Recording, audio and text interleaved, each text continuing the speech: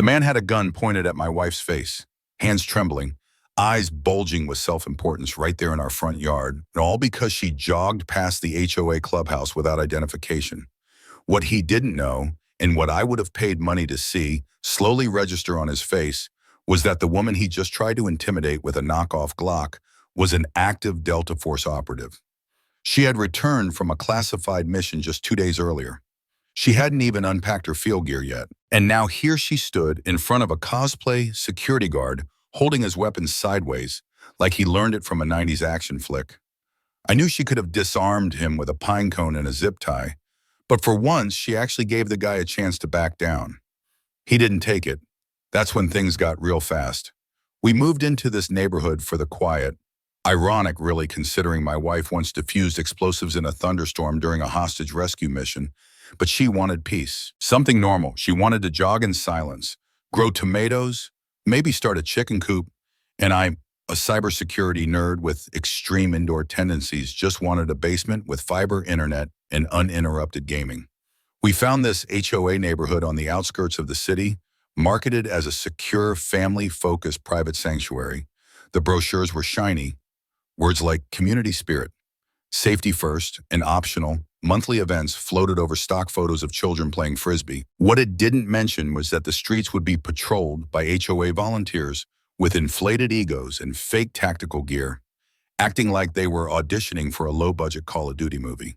We should have known something was wrong when we saw the golf carts. 4 of them lined up outside the clubhouse, painted matte black with HSD, stenciled in bold white letters. Home Safety Division. They looked like bargain bin SWAT vehicles, if SWAT units came with cup holders and garden gnome decals. One even had flashing blue lights zip-tied to the roof. I thought it was cute. Maybe something for the neighborhood Halloween parade. Nope. These people were serious. The officers carried laminated citations, tried to fine kids for riding bikes too fast, and once attempted to ticket a neighbor for walking her dog on her own lawn without a leash. Serious. We kept to ourselves during the first week. My wife, fresh from deployment, spent her time organizing the garage and setting up perimeter cameras, not out of paranoia but habit. She always said it helped her settle. I stayed holed up in my office, eyes glued to code, trying to ignore Karen Brewster, the HOA president. She introduced herself with a laminated badge, 3 clipboards, and a clipboard. A grip handshake. She had the expression of someone who had never been contradicted and didn't plan to start now. She got mad, informed us she was available 24/7 for community matters, and then handed over a 27-page booklet of rules. I flipped it open and immediately found some gems. No drying laundry. Outdoors, grass may not exceed 275 inches, and my personal favorite residence must not appear intimidating during recreational activity. When I asked what that meant, she smiled and said, "You'll know it when you see it." That's when I knew we were in for trouble. But my wife, she smiled back, nodded and thanked Karen for the welcome packet, like she hadn't just returned from extracting civilians under mortar fire. She's good like that, being calm, blending in. I've seen her walk into tense situations and dissolve them with a single glance. That's why what happened on day 8 floored me. It started like any other morning. She woke early, pulled on her hoodie, laced her shoes, and headed out for her usual jog. "Just a quick loop around the neighborhood," she said casually. I made coffee and settled into my desk, ready for a quiet hour. About 10 minutes later, I got a motion alert from our street-facing camera. I assumed it was a delivery truck or maybe a raccoon again. But when I checked the feed, my stomach dropped. 2 HSD golf carts were parked diagonally across the street, effectively blocking traffic. And there she was, my wife, standing completely still, her hands slightly raised. In front of her stood a man, maybe mid-50s, gut, straining against a tactical vest, clearly purchased online, holding a pistol at chest height and shouting something I couldn't make out. I dropped my coffee mug. By the time I sprinted outside, the situation had escalated. 2 more HSD members had shown up, standing behind the first guy like undertrained backup dancers. Each of them looked more confused than the last. And there was my wife, calm as ever, breathing slow and steady, her eyes locked on the man's weapon. I started to move forward, ready to yell, but then I saw her right hand twitch barely. Just a hair of a movement, but I recognized it. She was in control. She was calculating. The guy was still yelling. Something about identification, about how she looked suspicious, about how she was running in a restricted HOA zone without the proper resident badge. And I remember thinking, who the hell jogs with a badge? My wife kept her voice low and even. "Are you a law enforcement officer?" she asked him. He puffed up and barked, "We're HOA police. That's higher than city cops here." That's when I saw it, the faintest smirk tug at the corner of her mouth. She gave him one more chance. "Sir, I'm going to ask you to lower your weapon for your own safety." He didn't. What happened next was over in 2 blinks. One blink, the gun was on the grass. Next blink, the man was on the pavement, face first, one arm locked behind him in a hold so clean it probably had a NATO designation. She wasn't even winded. She leaned in and said something low in his ear. I couldn't hear it, but his eyes went wide, like he'd just been visited by a ghost. Police were called naturally. 2 real cruisers rolled up within minutes. The HOA vigilantes started yelling about assault, about resisting HOA authority, about neighborhood safety. But then one of the officers turned to my wife, took one look at her and paused. He asked for ID. She handed him something from a small pouch on her waistband. He read it, blinked, looked at her, then looked back at the HOA guys. "Ma'am, you're good to go," he said, and just like that, they left. No questions, no warnings, just walked away. The look on Karen Brewster's face when she arrived 10 minutes later and saw her captain nursing a bruised ego in a dismantled authority complex. I'll treasure that image forever. But that was only the beginning, because instead of backing down, Karen declared war, not just on my wife, but on both of us. She had no clue who she was dealing with. My wife doesn't just play soldier, she trains them. She's infiltrated war zones under deep cover. Karen thought she ran this neighborhood. But my wife, she's taken entire villages back from enemy control. And this suburban HOA, this wasn't even going to be the hardest thing she faced this month. The emergency HOA meeting was called for 7:00 p.m. And by 6:30, you'd think it was the Super Bowl lawn chairs lined the sidewalk. Neighbors brought popcorn.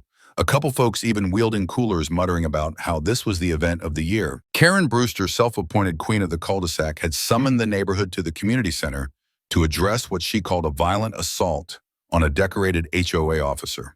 That phrase alone had already gone viral in the neighborhood Facebook group, complete with meme edits of the disarmed officer mid-face plant, now widely known as Captain Clipboard. Karen had been pacing the clubhouse all afternoon like a general prepping for wartime strategy. She wore a khaki vest pinned with HOA emblems and a Bluetooth headset that made her look more like airport ground crew than community leadership. I didn't want to go. My wife practically begged me not to, not because she feared for me, but because she knew I'd get sarcastic and end up banned from the refreshment table. But after she had a gun pulled on her during a jog, there was no way I was staying home. I threw on my favorite t-shirt, the one that read "My wife's other ride is a Black Hawk," and grabbed a notebook just to make people nervous. She stayed home sipping tea on the porch and watching the live stream.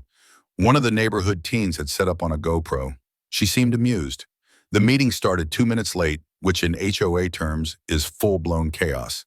Karen stepped up to the podium with the dramatics of someone announcing a national emergency. Behind her, a whiteboard displayed emergency response strategy, complete with stick figures labeled threat actor and heroic defense. The heroic figure had sunglasses and biceps, double the size of the HOA officers in real life. Karen adjusted her microphone 3 times, sighed dramatically, and began. "Neighbors," she said in the tone of someone campaigning for a job, "no one asked her to apply for it. Is with a heavy heart that I report a direct and violent assault on one of our brave peacekeepers." That's right, peacekeepers, not volunteers, not HOA security. Enthusiasts, peacekeepers. Like this was a UN operation. She motioned to the stage where Captain Fredrickson sat with his arm in a sling and an expression hovering between humiliation and lactose-induced discomfort. Captain Fredrickson, she continued solemnly, was injured in the line of duty, defending our streets from a known aggressor. My hand shot up. "Yes," Karen said, flashing a tight smile. "Quick question," I said. "What's the known history of aggression?" "I live with her, and the most violent thing she's done since we moved in was startle a deer, unless you're referring to the chickens she raises, and I haven't seen them throw any punches." Laughter rippled across the room. Karen didn't flinch. "Mr. Owens," she said sharply, "please refrain from sarcastic commentary." "Got it," I said. "Just factual commentary then. Like how your officer pulled a loaded weapon on a woman jogging through her own neighborhood." Gasps and murmurs spread through the crowd. Karen cleared her throat and leaned closer to the mic. "There are rules, Mr. Owens. Identification is required in community zones. She was in violation. You mean the jogging trail that runs through public property? I asked, the one listed on the city's open access map. Karen blinked rapidly. And if identification is required, I added, why doesn't anyone else carry a badge when they walk their dog or take out the trash? The room fell quiet. That's when Greg, a newer board member, stood and said, I think we need to revisit some of these rules. Karen's eyes narrowed. The tide had started to turn, and she knew it. Karen flinched but recovered quickly. It was a miscommunication. We have reason to believe the individual was casing homes for potential theft. She was wearing a Fitbit and listening to a true crime podcast. Exactly, Karen snapped, seizing the moment like she'd caught me in a lie. She was listening to crime that suggests intent. I blinked at her, too stunned to reply. Around the room, a wave of murmurs spread like wildfire. Even the most HOA-loyal neighbors, the ones who once lived in fear of lawn height violations, were starting to realize their fees were funding tactical vests and golf cart sirens instead of sidewalk repairs. Then came the turning point. The body cam footage. What Karen didn't know. What none of them knew was that one of her own officers had shelled out for a body cam to look more official.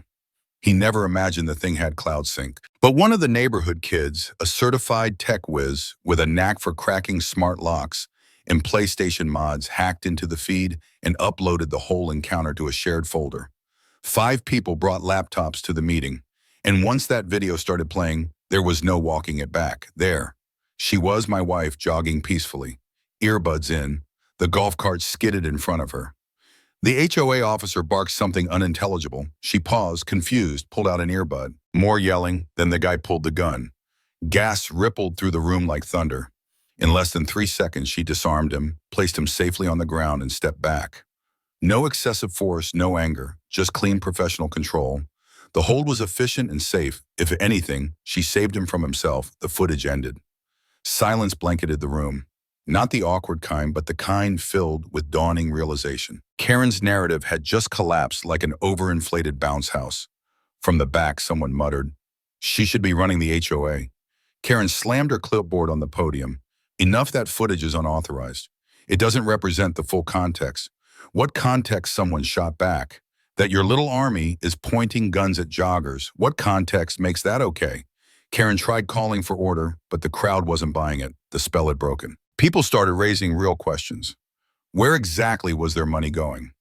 Why did they need an HOA security detail? Who authorized weapons? What kind of training had these officers even received? Karen's answers came out jumbled, defensive, and full of policy jargon. No one trusted anymore. Later that evening, as I walked home beneath the streetlights, Karen had insisted it be dimmed to preserve nighttime ambiance.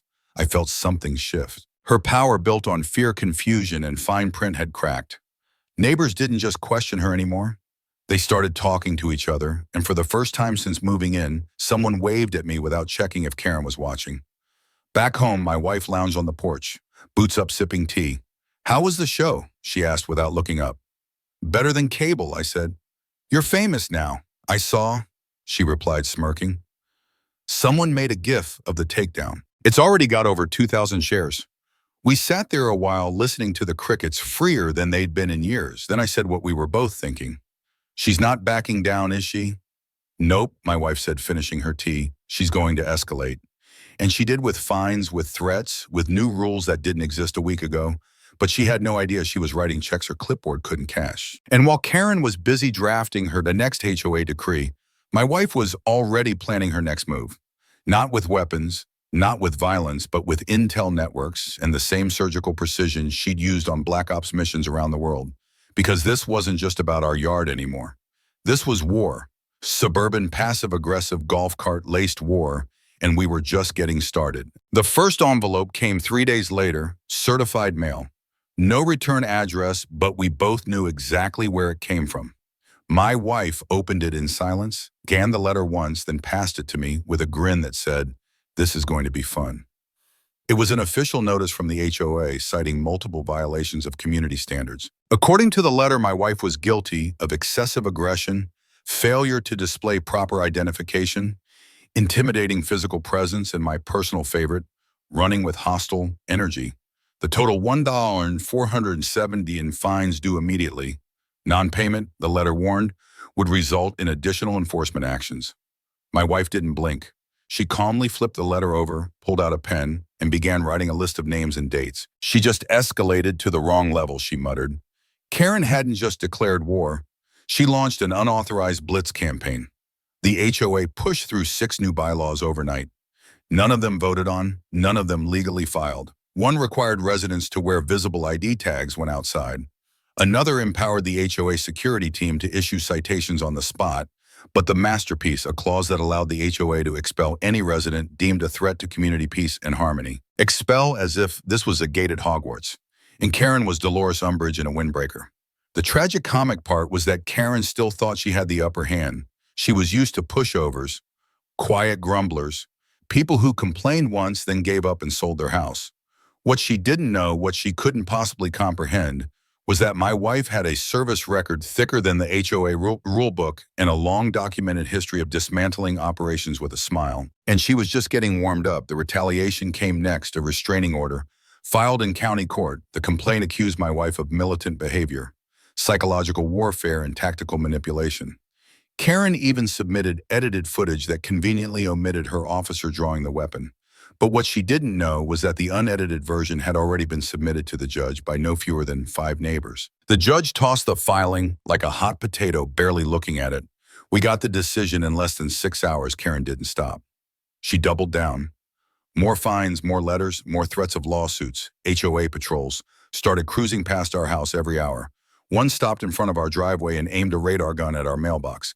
Another crouched behind a hedge with binoculars. These were grown adults wasting hours trying to intimidate a woman who could disable a satellite uplink in less time than it took them to refill a golf cart battery. My wife, she made tea and plotted. Because this wasn't over. This was just the beginning. That's when my wife made a call. It was a short conversation. I only heard her side. A few yes sirs, a few nods, and then, thank you, I'll handle the rest. She hung up and turned to me. We're on the record now, she said. Let's see how deep the rabbit hole goes. The next day, we started digging public records, property filings, financial disclosures, all technically accessible to any homeowner, but most people didn't bother. We did, and what we found was hilarious and horrifying. The HOA had been funneling money through a landscaping company called Verdant Horizon, LLC. Problem was the company didn't exist, not in any real sense. It was a shell set up under the name of a cousin of one of the HOA board members. Coincidentally, the same captain who pulled the gun. Over the past 3 years, the HOA had paid Verdant Horizon nearly $180,000 for beautification projects. According to the records, they had installed 8 fountains, repaved 3 roads, and landscaped over 30 public gardens. In reality, 2 fountains existed. None of the roads had been touched in years, and the public gardens were weeds growing behind the dumpster by the clubhouse. My wife cross-referenced the payment records with footage from her security system, time-stamped clear video, showing no work ever occurred on the days listed. It was a cover-up, badly done, sloppy, but enough to get the attention of the right people. She sent the files to an auditor, not just any auditor, a federal one. Took a few favors, but she got a formal inquiry launched into HOA financial mismanagement. Within 48 hours, a request for records was sent to the board. Karen responded by locking down the clubhouse and posting a members-only sign. One of her goons stood at the door with a clipboard and what looked like a leaf blower repurposed into a deterrent device. Meanwhile, residents started asking questions, real questions. Why were their dues going up every year? Why hadn't the promised upgrades ever appeared? Why were they being fined for things like excessive porch furniture and non-regulation flags? A few brave souls even walked door to door, handing out copies of the audit summary my wife had created. We kept the tone factual, clean, professional. No name calling, no accusations, just numbers. Just proof. Karen panicked. She hosted a live stream.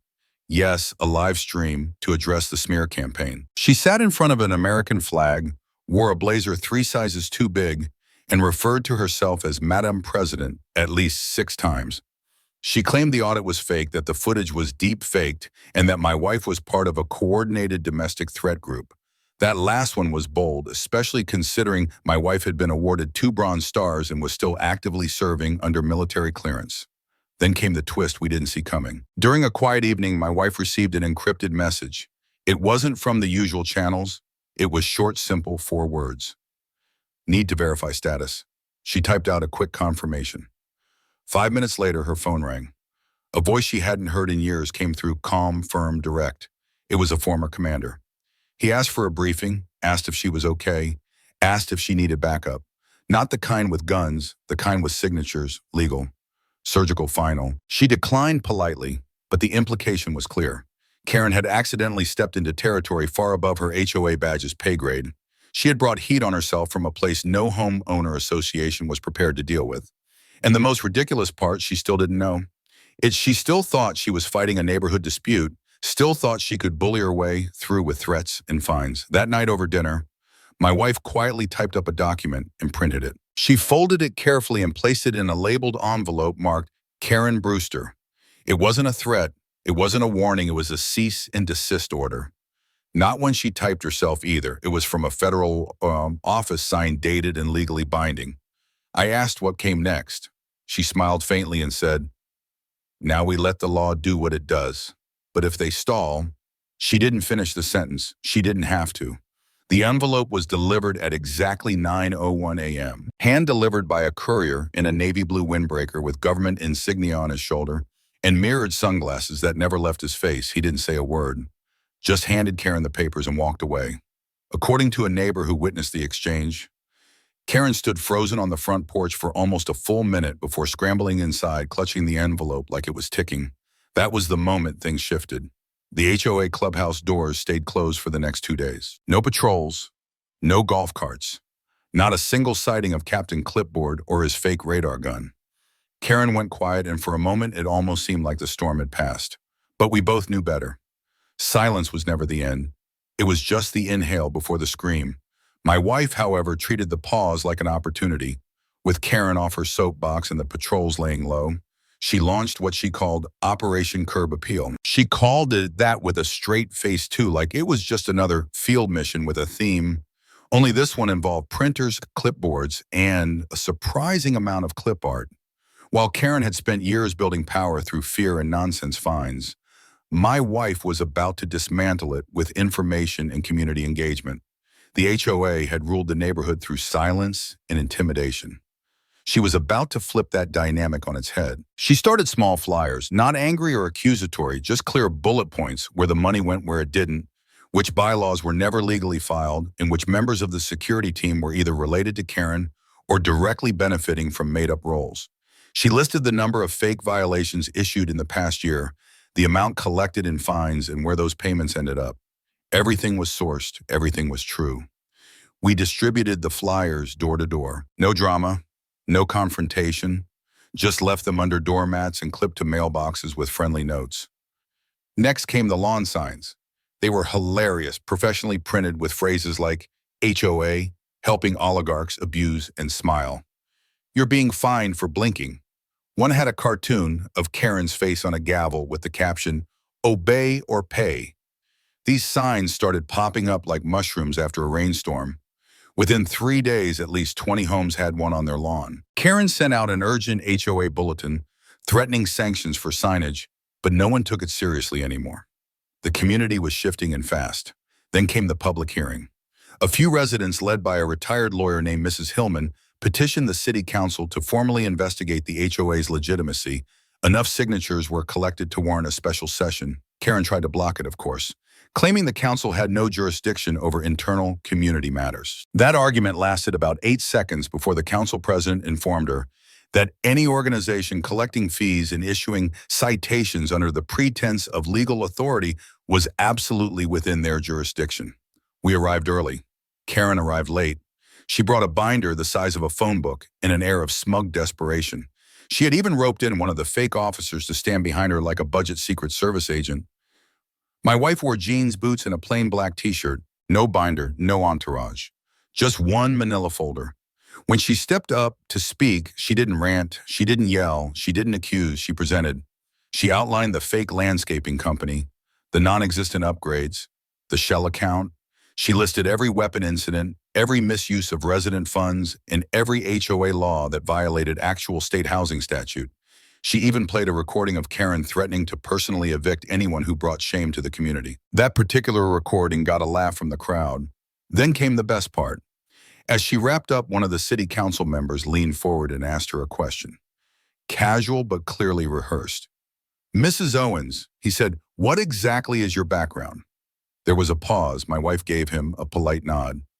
I am currently active in a classified capacity within a U.S. Army Tier 1 Special Mission Unit. My clearance level prohibits specifics, but I've served for over a decade, including in direct operational planning, intelligence coordination, and international threat assessment. The room went dead silent. Then, as if on cue, another council member, an older gentleman who had been quiet the whole time, sat up straighter and smiled. I thought I recognized you, he said. Welcome home, ma'am. Turns out he was retired Army, and suddenly Karen's credibility dissolved like sugar in hot tea. After the hearing, Karen didn't return to the clubhouse. Word spread fast. The HOA's books were being audited. All financial operations were frozen pending review. Residents were advised to stop paying dues until legal clarification could be issued. Several people demanded refunds for fines they now knew were baseless. Others began digging into their own violations. It was like the entire neighborhood woke up from a long nap and realized they'd been living in a HOA-themed reality show hosted by someone who didn't understand basic law. And just when it seemed like Karen might quietly retreat, the golf cart chase happened. We weren't even trying to provoke anything. My wife had gone for a walk unarmed in broad daylight, wearing a sweatshirt that said, "Love thy neighbor, love." She carried a tote bag full of audit copies for the residents who still hadn't heard. That's it. That's all she was doing. Karen, apparently unaware that federal injunctions are not optional, ordered one of her officers to retrieve the unauthorized materials. The man, our friend Captain Clipboard, jumped into the HOA cart and floored it. My wife, realizing what was happening, picked up her pace. He started yelling for her to stop, claiming he was performing a community seizure under Code Red protocol, which wasn't a thing until he said it out loud. She didn't run. She just stepped off the sidewalk. What he didn't realize was that the sidewalk next to our house had a hidden trench, the kind landscapers dig and never fill in properly. He swerved.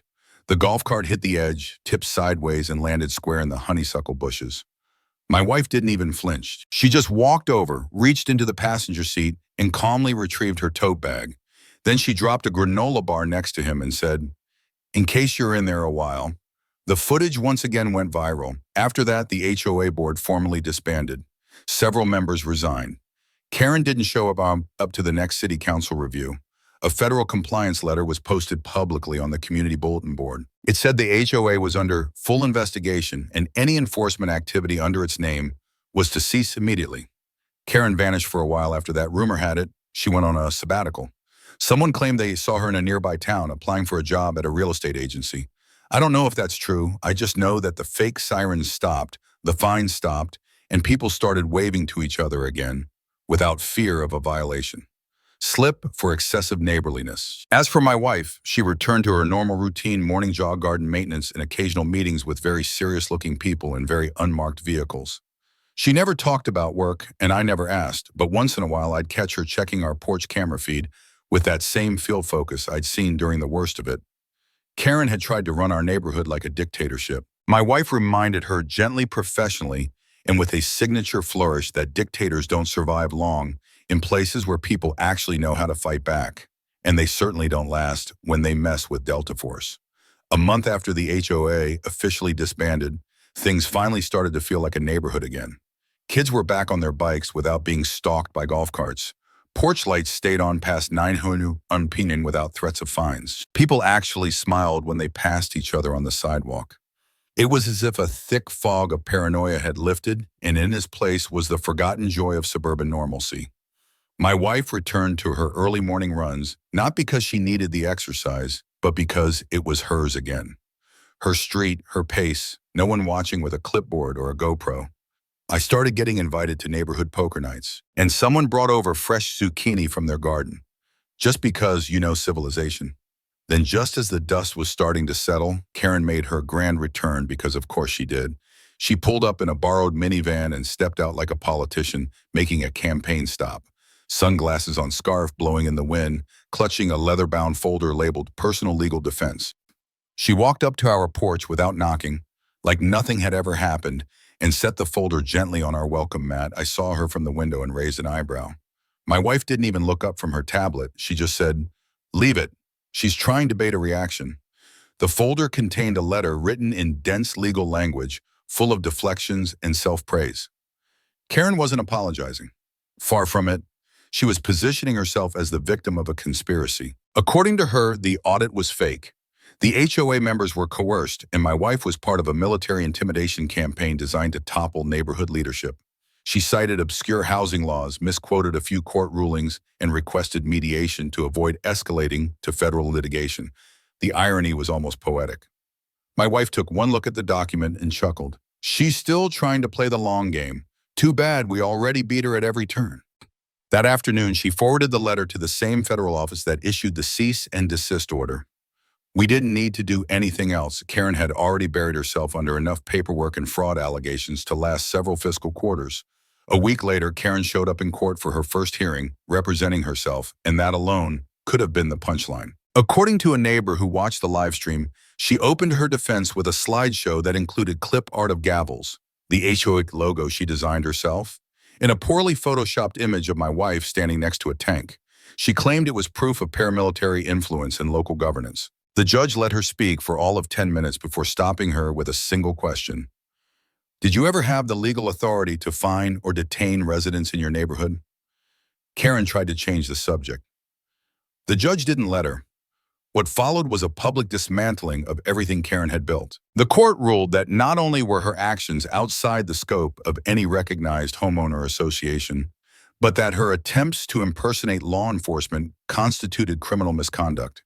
She was fined, ordered to pay restitution, and barred from serving in any residential leadership capacity for a minimum of 10 years. Back home life kept moving forward. My wife didn't celebrate. There was no victory dance. No, I told you so. Just another morning jog and another cup of green tea, another update to the perimeter sensors she quietly maintained out of habit. But the neighborhood celebrated for her. Someone threw a block party complete with burgers, cornhole, and a playlist that included multiple renditions of Another One Bites the Dust.